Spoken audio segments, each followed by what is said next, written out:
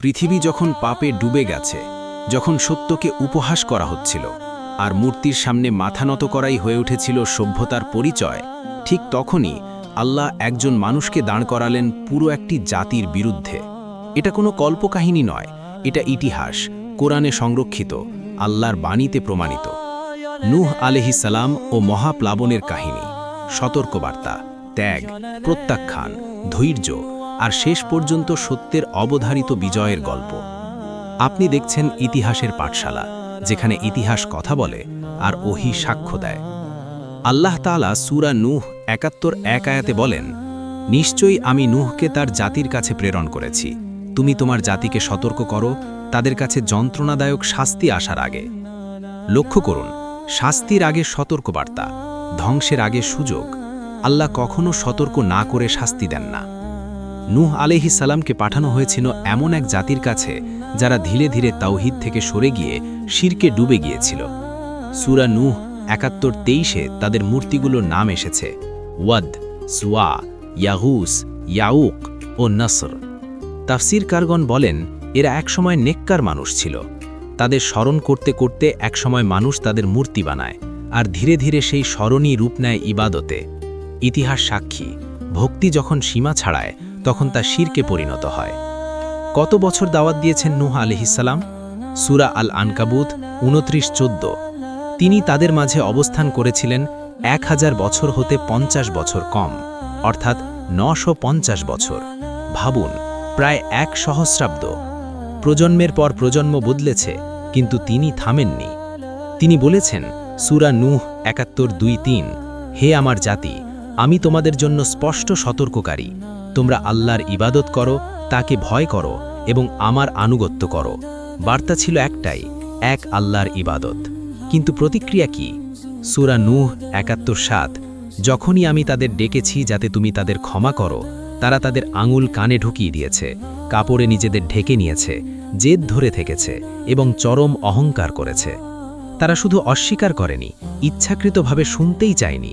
এটা অজ্ঞতা নয়, এটা বিদ্রোহ। তিনি প্রকাশ্যে ডেকেছেন, গোপনে ডেকেছেন।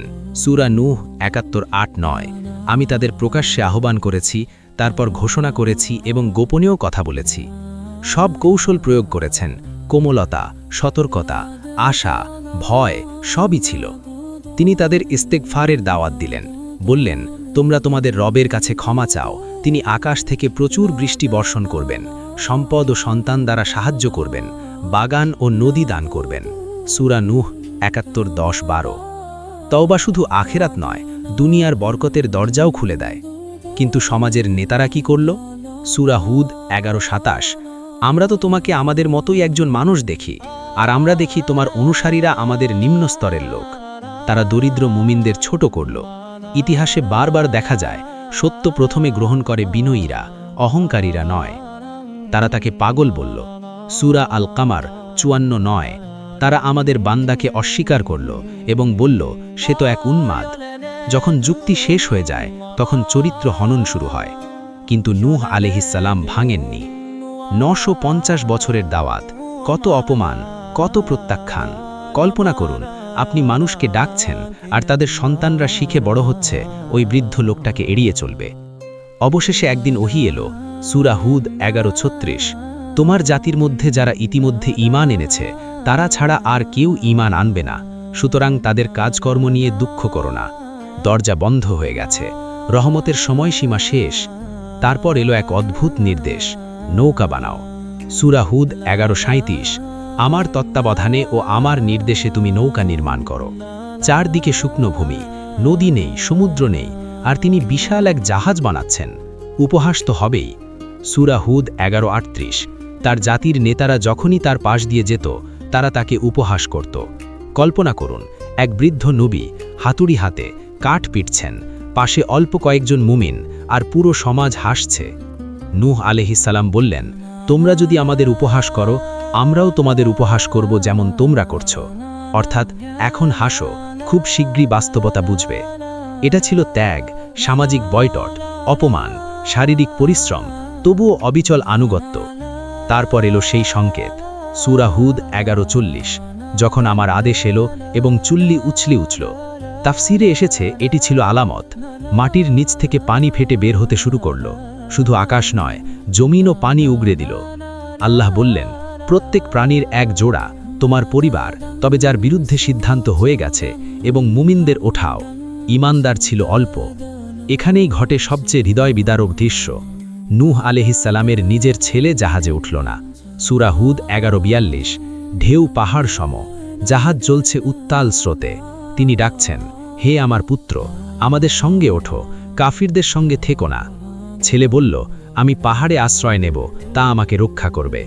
এটাই মানবিক যুক্তি বনাম আল্লাহর সতর্কবার্তা। নূহ আলাইহিসসালাম বললেন, আজ আল্লাহর আদেশ থেকে রক্ষা করার কেউ নেই, তিনি যাকে দয়া করেন সে ছাড়া।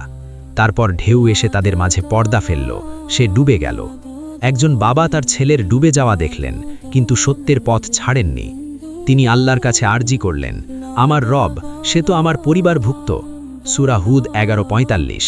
জবাব এলো, সে তোমার পরিবারভুক্ত নয়, তার কাজ অসৎ। 11:46। রক্তের সম্পর্ক নয়, ঈমানই প্রকৃত সম্পর্ক। তারপর আকাশ খুলে গেল। সূরা আল কামার 54:11-12। আমি আকাশের দ্বার খুলে দিলাম প্রবল বর্ষণে, আর জমিন থেকে উৎস ফেটে বের করলাম। তারপর পানি মিলিত হলো এক নির্ধারিত বিষয়ের জন্য।